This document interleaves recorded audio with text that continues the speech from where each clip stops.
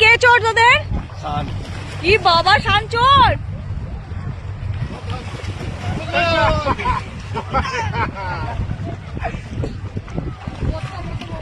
শুনু আজকে যা এই নুন জল যা খেয়েছিস শুনু। দেখ একটা বোট আছে। ওই শর্ট তোদের জন্য আমি বোটটা তুলতে পারছি না।